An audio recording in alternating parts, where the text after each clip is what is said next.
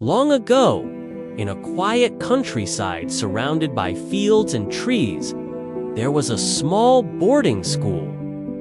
It was not a grand place. The building was old, the walls were simple, and the rooms were small. But it was a place full of discipline, learning, and care. The children who studied there also lived there with their teacher. They woke up before sunrise every day, washed their faces with cold water, and began their work. Some children worked in the garden, watering plants and pulling out weeds. Others carried firewood from the nearby forest. Some cleaned the classrooms, swept the floors, and arranged the books. After the work was done, they sat quietly on the floor and began their lessons.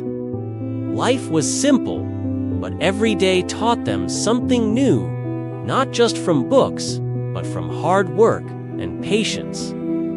Among these children was a boy named Eli. Eli was a good-hearted boy.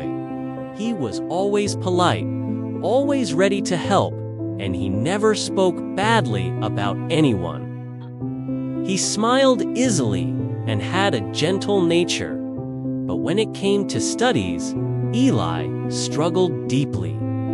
Letters confused him. Words did not make sense. Lessons slipped out of his mind as quickly as they entered. No matter how hard he tried, learning felt like trying to hold water in his hands. The teacher noticed Eli's struggle early on. He was a kind and patient man who truly cared about every child. He would sit beside Eli and slowly point to each letter. Eli looked carefully. He would say, softly, "This is a say it with me." Eli tried. He really did. But when the teacher moved to the next letter, the first one disappeared from Eli's mind.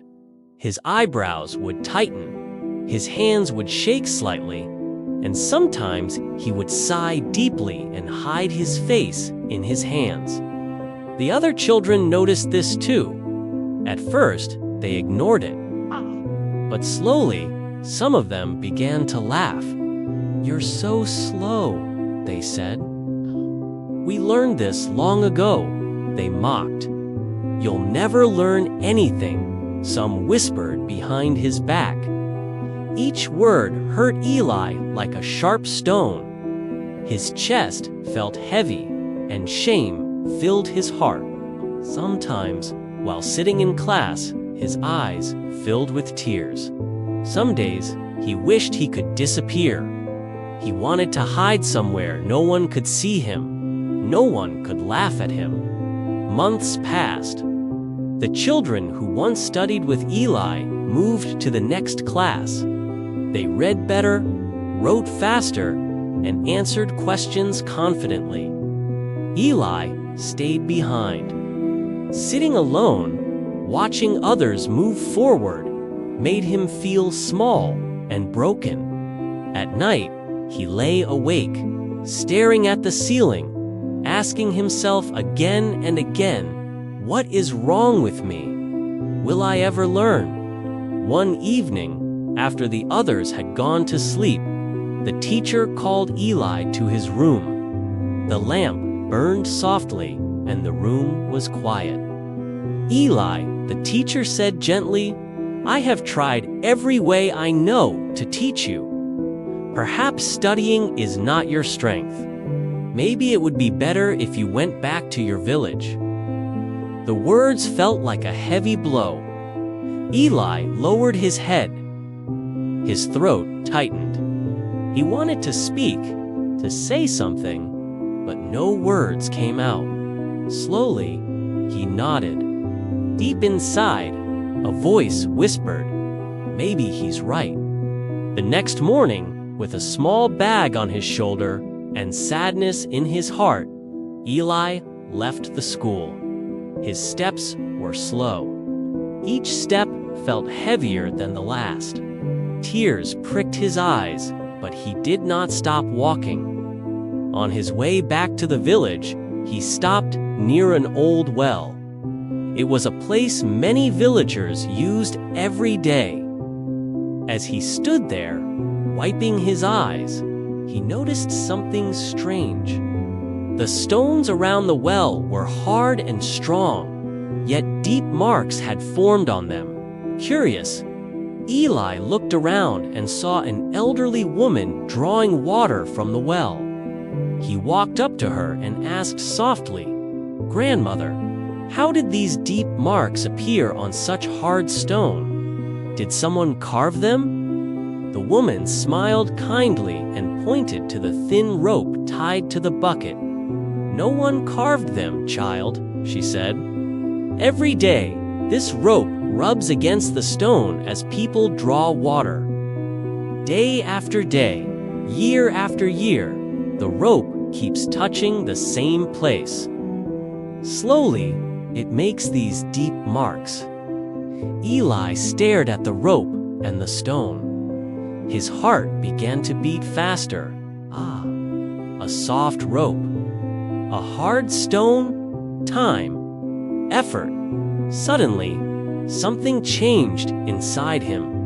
A small light of hope appeared in his heart. If a soft rope can change a hard stone just by not giving up, he thought, then maybe I can learn too if I keep trying every day. That night, Eli could not sleep. His mind kept returning to the rope and the stone. Before the sun rose, he made a strong decision. "I will not give up," he whispered, "no matter how long it takes." The next morning, instead of walking to his village, Eli turned around and went back to the school.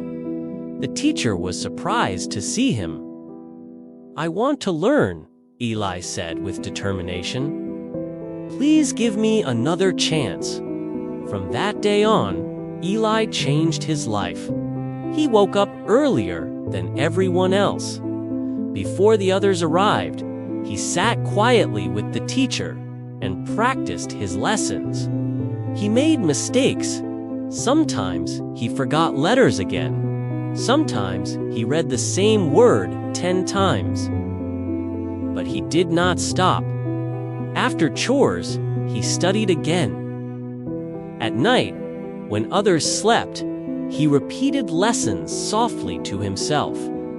He asked questions without shame. He practiced again and again. Days turned into weeks. Weeks turned into months. Slowly, something wonderful happened. A letter stayed in his mind. Then a word, then a sentence, then a short story. The children who once laughed now watched in silence. Some were surprised, some felt embarrassed, some began to help him. Eli did not boast. He simply kept working. Years passed.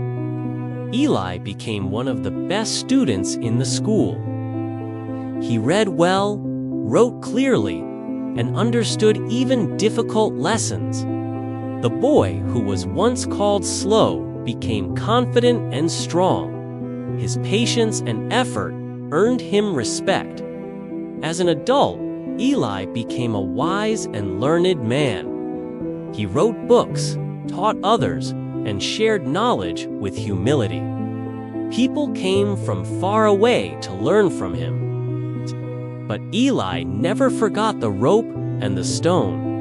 He knew that success did not come from talent alone. It came from patience, daily effort, and the courage to keep going when things felt impossible. And the lesson is simple for all of us. Nothing is impossible if you keep trying. Even the smallest effort, repeated every day, can change your life. Just like a soft rope can shape hard stone, steady effort can overcome any obstacle.